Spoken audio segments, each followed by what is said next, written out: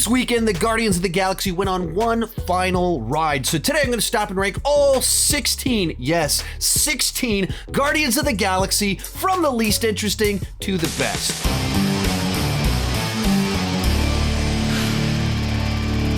Hi, my name is Sean, and I love to talk about movies and TV way too much. With that in mind, go ahead and join me down below in the comment section. Share your ranking of the Guardians of the Galaxy. My list is not the right list. It's just my list, and I would love to see yours. As we go into this video is packed with spoilers for Guardians of the Galaxy Volume 3. Just the list of Guardians in this video is a spoiler for the movie. So if you haven't seen the movie yet, go watch the movie, then come back, join the conversation here down below in the comment section, and let's get started. In last place, Phyla-Vell. Now this is one of the enslaved children on the High Evolutionary's ship. She's the one that's seen running on the treadmill, where he starts talking about how she is the perfected being and how few calories she needs and everything that she can do. And then in the mid-credit scene, she's seen as a member of Rocket's Guardians of the Galaxy. Thus, she's included on this list. But as I was researching all the Guardians to make sure I didn't leave anyone out, I completely forgot that she was in the mid-credit scene. Oops! Thus why I kind of have to have her very low on the list, because she just didn't really stand out. She's only in the Guardians of the Galaxy for about 30 seconds as a member of the Guardians. And so just not a whole lot to go on there. Even her name, I don't remember if they actually said her name in the film. And the credits make it clear that it is this character that does come from the comics. She is one of the Captain Marvel. She is someone that has been in the Guardians before. But as of right now, she's just kind of in that teasing something that potentially could go somewhere. Maybe just an Easter egg for the comic book fans. We don't really get an arc. We don't get a lot of moments with her. We don't get any standout stuff. So she's at the bottom. 15, Blurp, former Ravager, pet of Adam Warlock, and seen as a Guardian of the Galaxy in the mid-credit scene. Once again, character's only seen as a member of the Guardians for a handful of seconds. This character doesn't have a character arc, really, doesn't say things. So there's not a whole lot to go on to rank the character. I found Blurp slightly more memorable, as well as being cuter, a little bit funnier, therefore edges out Phyla-Vell. But you're talking about characters that are essentially glorified cameos and just very much at the end, like, see, they're in the Guardians. There's not much to go on here. Next, Cosmo the Spacedog, a character that was in the original Guardians of the Galaxy and slowly has gotten promoted into becoming an actual character and a member of the Guardians of the Galaxy in Volume 3. Still not really a character arc here, just a fun side character where you have, well, a space dog that can move things with her mind. What? I refuse to do any more work while you demean me. All right, I'm sorry. And then they take a little setup at the beginning of Volume 3, a little bit of a rivalry with Kraglin, and are able to pay that off really nicely in the third act of the film, with Cosmo using her powers to save Kraglin and then being able to bridge the two ships together to save all the children. So you get some great moments for this side character, but that's what Cosmo is, a side character with some standout moments.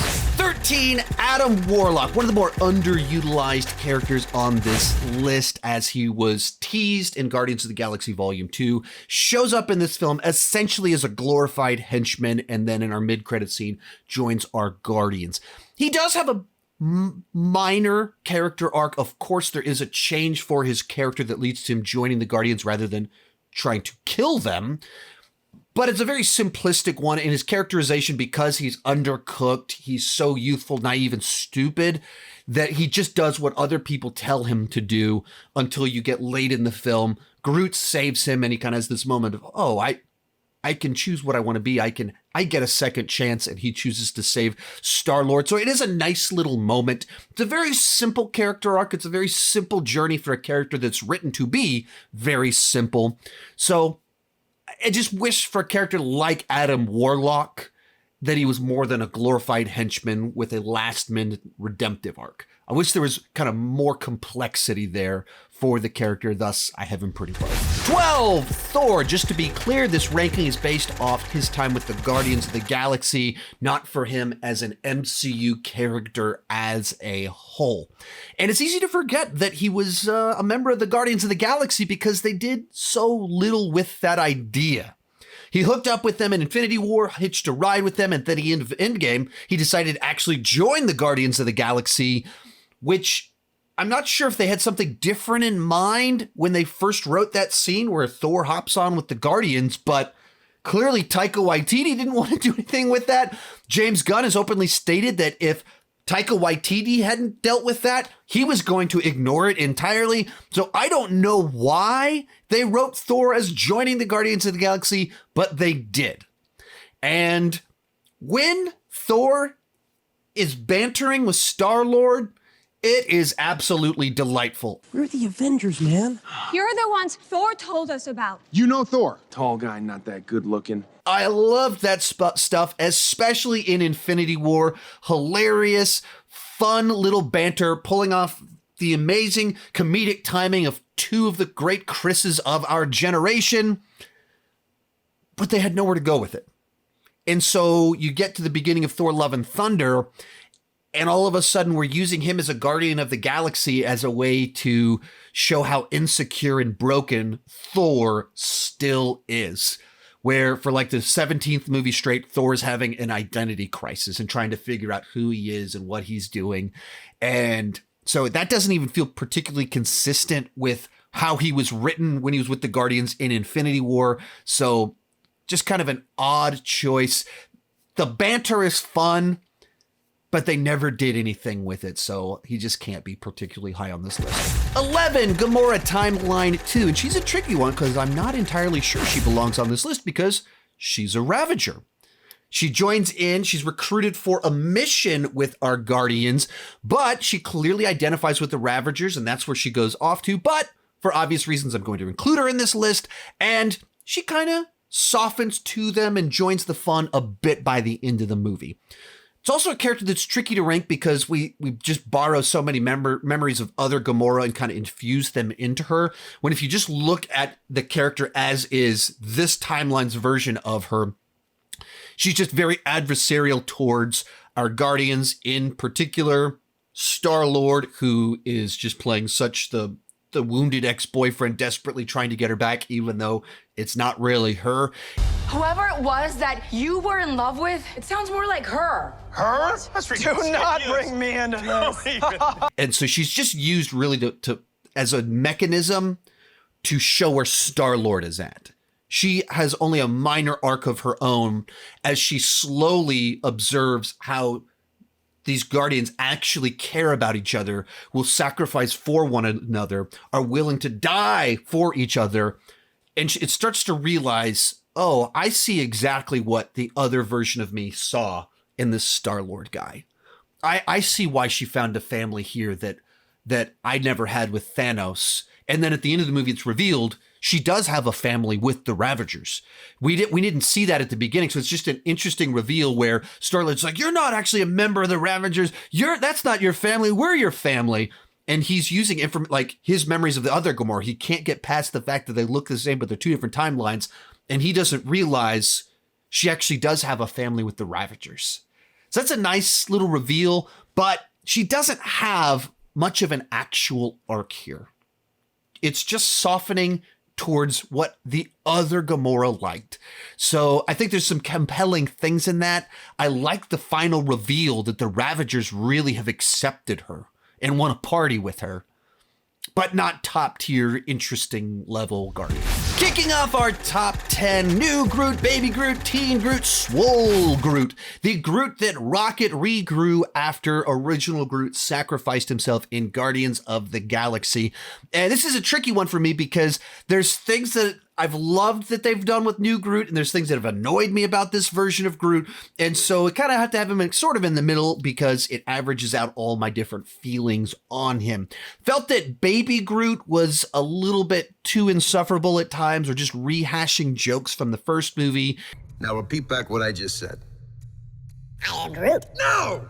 No, that's the button that will kill everyone. Teen Groot was frustrating as teenagers are, but in the end, he did kind of make that sacrifice to give Thor Stormbreaker. And then when we get into Volume 3 with Swole Groot, he starts to be a lot more like classic Groot as this person that is just always there to help everyone else, always there to serve. If Star-Lord jumps out of a window without a plan on how to not die, and Star-Lord knows this, but Groot is right there behind him to jump right out the window after him, hoping that Groot can grow something that will save them. I mean, he's that guy. He's helpful, but he's kind of treated that way too. It's kind of that side helper for our Guardians, not necessarily the person that gets the strong arc or the heroic sacrifice that original Groot had. So he's one of those ones that has had a number of memorable moments. You like who he grows up into. I didn't necessarily love the phases of him growing up. Then we have Kraglin, a character initially introduced as kind of this dopey side character that in each of the movies he'd get these standout funny bits in how he'd interact with someone else. Yeah. I was talking about like a pretty necklace. And slowly they've actually kind of used him to bring emotional weight to certain moments, whether you're talking about when Yondu dies and they do the funeral and the Ravengers showed up. Kraglin's reaction communicates so much. In that moment, it adds so much to the emotion of what's taking place and how important that gesture is that they would show up and do that for Yondu. And then as you start to move into Volume 3, they actually start to make him a member of the Guardians, where he's kind of picking up where Yondu left off with the arrow and everything. And it's just a little arc, a little thing of him learning to shoot the arrow, learning to step into the danger and be a hero. And you get into the final act of it, and the nowhere is in serious danger. And he pulls out that arrow to save the day, and he's able to do it. Like, he follows instructions. He's loyal to the people around him. And there's something sweet and kind about that. He's not one of the people given a massive arc, given a ton of screen time, but he's someone that by the end of it has really left a mark and made an emotional impact. 8, Mantis. Now, this is a character I wasn't crazy about in Guardians of the Galaxy Volume 2 because she's used as a mechanism for Drax to like insult her while she's enslaved by Ego. And that plays really odd, really weird. And she just kind of takes it and she shrugs and accepts these insults. I am hideous? You are horrifying to look at, yes. And she gets a few cute moments in there. She's used to show that Drax is very much this selfless person that at the end he's desperately trying to save her. But she doesn't get her own moments of volition to stand out, push back, and have her personality stand out. So that's one of the things I really loved about the holiday special and that continued into Guardians 3 is that dynamic shifted to where it's a back and forth, where she's no longer kind of beaten down into her box of obedience. She's firing back at Drax just as much as he's firing at her. And I loved the dynamic between the two of them in the holiday special. And then once again in Volume 3. And just the way that there's even that little moment in Volume 3 where she insults him and she makes it clear she thinks that he's dumb. And they've always had that banter, stop being an idiot. But when he realizes that she really thinks he's not smart, it hurts his feelings, and she feels so bad about that she violates a rule that she set up earlier. Like, oh, you don't mess with your friend's brains about stuff like that. I wouldn't mess with Star-Lord's brain. But then she erases that from Drax's memory because she just cares so much about it, doesn't want to hurt his feelings. And just that little thing, even that it's a violation of him to even do that, but there's a certain sweetness to it. And so really kind of like what they've done with her, thoroughly enjoyed it. She doesn't have as much of, once again, a big character arc because it was, even to her point of what she says at the end of volume 3, I just always did what Ego told me to do. Now I've always done what you guys told me to do. And so it's time for me to be on my own. It's so the start of really discovering who she is and what that arc is only happens at the very end of volume 3. But I think the character became a great asset to the franchise by the holidays. Next up, original Gamora. And she's a character by her nature who's designed to be the straight character to all of these lively characters. They act ridiculous and then she responds to their shenanigans. And so inherently to that, she's not as fun and lively as the rest of the Guardians, but what makes her compelling is the development that they've given her as we learned more and more about her backstory, as we learned what Thanos was doing to her and her relationship with Nebula. And so she was greatly aided by Infinity War when you start to realize this whole backstory with her that ties into this Infinity Saga and everything kind of going on, and that she ends up just being this tool of Thanos to gain one of the Infinity Stones, and that it hurts him to do that. It just makes everything feel like fleshed out and developed. And even so much of the relationship between her and Star-Lord is almost kind of implied. Like, not that we haven't seen a lot of it, but when you see his reaction to her death, becomes a lot more profound. Especially when you start to realize that, I believe Guardians of the Galaxy Volume 2 is only a number of months, like 6 months after the first Guardians, then years pass before we get to Infinity War. And so that there's a lot of their relationship, the time together, that we didn't really get to experience, to fully capture that. And through the reactions of Thanos, Star-Lord, you get to know her even a little bit more, what they meant to people. But also, like I said, Infinity War kind of fleshing out the backstory that kind of gives her the compelling details. Number 6, Star-Lord. And this is a frustrating one because he's obviously the leader of our Guardians, the star of the franchise. And I think they kicked things off so well in the original Guardians with this guy that he's not really looking to be a hero, that kind of stumbles into this position of leading this team that becomes the Guardians of the Galaxy, that saves the galaxy. What master do you serve? What master do I serve? What am I supposed to say, Jesus? You're from Earth. I'm not from Earth, I'm from Missouri. Yeah, that's on Earth, dipshit. And I don't feel like they've entirely known what to do with him since then. In Volume 2, he's just kind of sucked into this journey of like, wait, you're my father?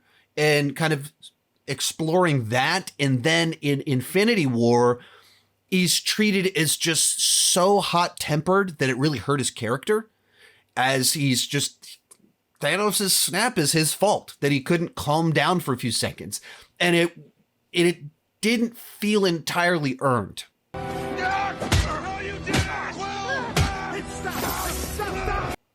It felt like he's getting so hot-headed, but in a way that his character has to take the hit. That, well, I guess Star-Lord's a much more frustrating character than I wanted him to be. And then you get into Volume 3, and he's just this mopey guy that's lovesick. That he sees this person over here that, for very obvious reasons, reminds him of the person that he loved, but he can't be with her, and he's just moping the whole film. And then by the end of it, he kind of comes back to his volition and decides to make a choice to move forward rather than being stuck in these patterns. And so it's frustrating because on the one hand, I love Star-Lord, and on the other hand, I just don't feel like they've given him anything that's interesting or that grows his character. They've just shown him as lovesick, family sick ever since the first film. That's his entire thing, has been just mopey guy looking for the family or something like that, or looking for love. And I wish we'd had more for him to do besides that. And even doing the reveal that he has a sister in Mantis, there's a little bit that comes out of that, but even that was something that in Volume 3 they didn't like, that didn't cheer him up in any sort of meaningful sense. We still kick off Volume 3 and he's literally passed out drunk. So I think some of that's where he's a character that I should be higher than this, but they just made odd choices with where they took it. In 5th place, Original Groot. And I just love Original Groot, where they introduce this character that is in many ways a monster, a talking tree that's big and strong, but is also written to be so kind and delicate in other ways. There's the moments of angry, dangerous Groot where he shoots his arm out and he's smashing guys between walls and screams, "I am Groot." You get those moments, but outside of that, there's a certain delicate nature in the way that he deals with the others and how he's protective of them. And an innocence, a simplicity where he is given instructions while they're escaping and does something a little bit too soon because he's just kind of a simple creature. And thus, when you get to the end of the first film and everyone's in danger and he realizes that he can do something to save them, that's what he does. He's this sweet protector of his family, so much so that they get away with that line, "We are Groot." Why are you doing this? We are Groot. Where it's a line that in most contexts would be like, "Oh, come on now, come on." But you actually believe it. You've formed, like, believe this friendship has been formed, this bond through this adventure that they've been on. You care enough about the characters that you believe that he would care that much about them and sacrifice himself for them. And when you define a character based off saying just one line, changing I to we could be so profound in the moments. I love old Groot.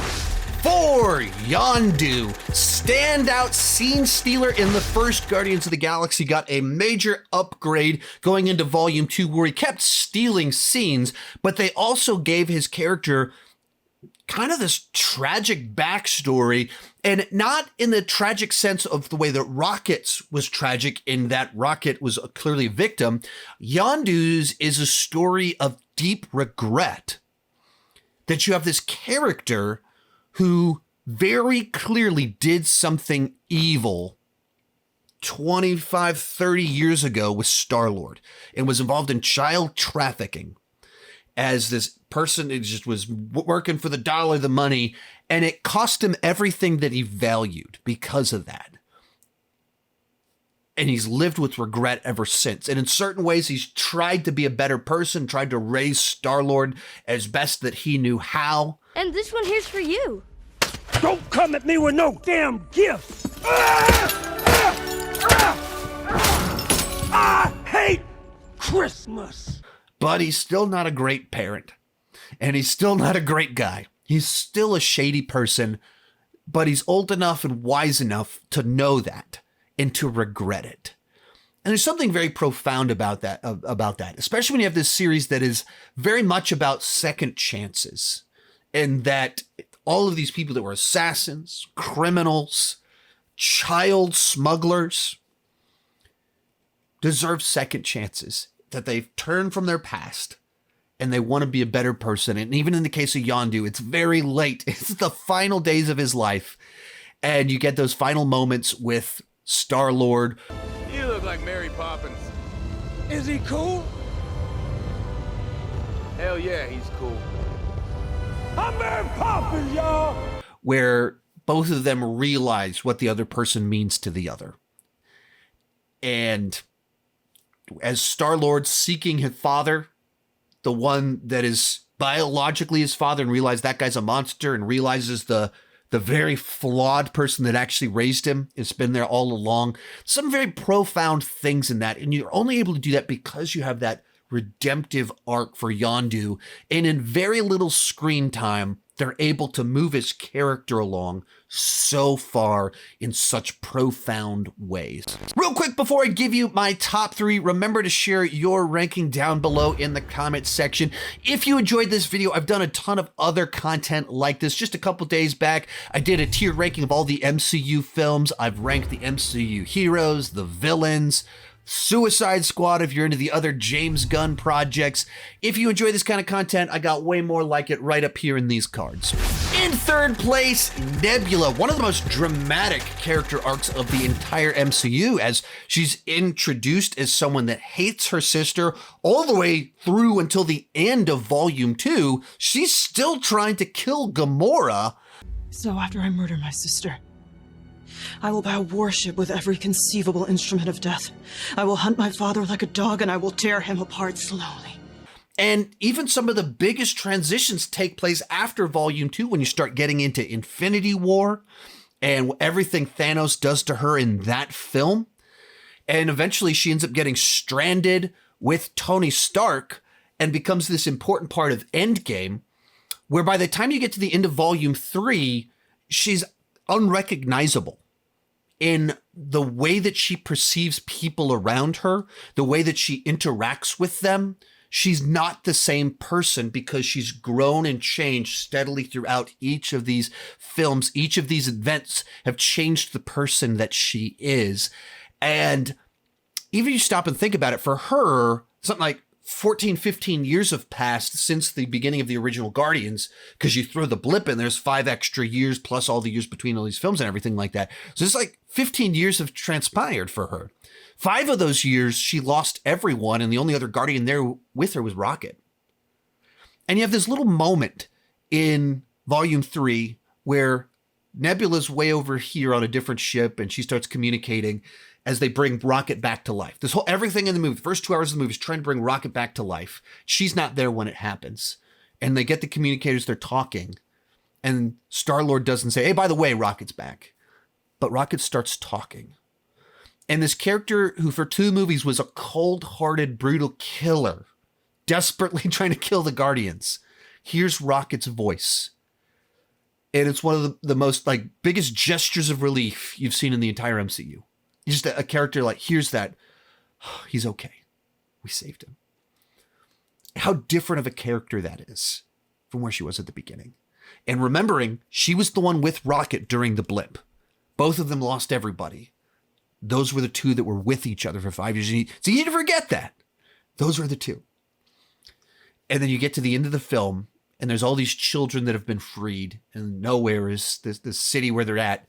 And her response is, I want to create a community, a family that's the family that I wish that I'd had. And not to get too far ahead of myself, that she's the one that sees something in Drax that we as the audience hadn't really seen before. That she realizes that is quite profound. So I just, what they were able to do with Volume 3 of completing these character arcs and reframing who they were, and they're moved so far, really powerful stuff. Our runner-up, Drax the Destroyer. I've said this story many times before, but I just remember being in the theater watching the original Guardians of the Galaxy for the very first time. Drax is introduced. Star-Lord goes like this. That's when you... Why would I put my finger on his throat? And I just remember thinking, is that where we're going with this character? Is that what we're doing here? Is that who this guy is? Because I didn't put any of that in the trailer, and I instantly fell in love with Drax the Destroyer. And I had my issues with what they did with him in Volume 2 because he felt like a little bit too mean-spirited towards Mantis. But with what they did with that relationship across the next few films, reframed my interpretation of Volume 2 so that I could forgive the stuff that I wasn't crazy about. And just love the arc that they did give him. And just simply reframing the character at the end of Volume 3, where Nebula puts it into words of, you're not supposed to be a destroyer, you're supposed to be a dad. And we realize that's who he was before the first movie started. He's just out for revenge. We're seeing a revenge movie version of Drax. He's supposed to be family man. And every time he tells these stories, it's about, oh, I fell in love with my wife because she wasn't dancing. Oh, you remind me of my little girl. Even some of the interactions with Mantis, you from Volume 2, you reinterpret them a little bit to where you're hideous. And she goes, oh, no. And he goes, but that's good because that means that you know that people like you for who you are. Kind of a terrible thing to say in most senses, but in other sense, it's like Drax's own version of giving fatherly advice. They remind me of a time When I took my daughter to the Forgotten Lakes of my homeworld, she was like you. Disgusting. Innocent. You interpret their relationship kind of through that. You get to the end of volume 2, and like a father, he's desperately trying to save her. He's lifting Mantis over his head to keep her alive for as long as he can. You get to the end of volume 3, his reaction when she says she's going to go somewhere else. His fatherly protective side goes, I'll go with you. I'll protect you. She's like, no. I don't need your protection. And you even see that as like this like journey. That's the journey of parenting, is letting go. That you realize that you don't need to, your job is to prepare your children to go live on their own so that they don't need you to protect them and to provide for them. And there's that protective side of Drax. I'll go with you. I'll protect you. I don't need you to protect me. He has to let go. And it just reframes it in a way that's so profound. And then right after that, you have the Nebula line of, you can't go, Drax. I need you here because you're supposed to be a dad. And they close out his time in the MCU doing the one thing he swore he would never do. Dance. Who does he do it for? All of these little children. Because what do dads do? They make fools of themselves to make their children happy. I just thought that was so profound, so powerful. So a character that I started loving him over a joke over a finger on a neck. And they close it out with this profound story about a dad. But coming in at number 1, Rocket Raccoon. And this is a Guardian that when first introduced, kind of a fun, wild, crazy character. Oh, you've got a little raccoon with a bunch of guns hanging out with the talking tree. And that's kind of the way that he's treated when you first meet him. And then they keep hinting at his very tragic backstory. These little moments where they cut to him with his shirt off. Little moments where he's been drinking and getting hot-headed. And then little hints even very early on. I saw someone post some Easter eggs. Even in the intro scene where they're arrested and they're showing their backgrounds, they mention Lila on the screen and him breaking out of prison. They reference stuff that's in volume 3 in the first Guardians on the screen where you go, there's like some really profound backstory that was hinted right at the beginning. And throughout his journey, you start to realize just how tragic and broken of a character that he really is. And James Gunn has openly said he's his favorite Guardian, therefore he was the secret protagonist of all these films, the one that he wanted to pour the most heart and soul into and give a backstory to. So when you dive into the tragedy of Rocket in volume 3, it is deeply emotionally moving. And it makes you reinterpret what's come before. And you realize in Infinity War, Rocket lost all of his friends a second time. No. Groot. No. And for 5 years, he lived with that I lost everyone again. And although he couldn't bring back his friends from his childhood, but he was able to save his friends in Endgame and these new friends. And you suddenly see a very different understanding of who Rocket is, how broken Rocket is, what he's actually been through. And it just makes for such a profound journey that he's been on, that of all these characters, the one that's the most emotionally moving, while you get the fun moments of a raccoon with big guns that wants to shoot people. And of course, closing it all out, you get to the end of the film where he sees all of the lower life forms and realizes that those were him. And he just has to save them. Pete, I'm done running. He won't let them run. No, Pete, I'm through running. He won't leave the lower life forms behind, and then is made the leader of the Guardians, kind of completing this journey and this arc. It's really strong, profound stuff. The guy that was so dumb he was stealing batteries has become the leader of the Guardians. It's an incredible journey, incredible arc, very emotional one at that, so he comes in at number 1. If you enjoyed this video, I've got more like it in that playlist right over there. I've done all sorts of stuff with the MCU characters. Also, you can see my ranking of the Suicide Squad right down there. Thank you so much for watching. Keep talking movies and TV too much. Bye-bye.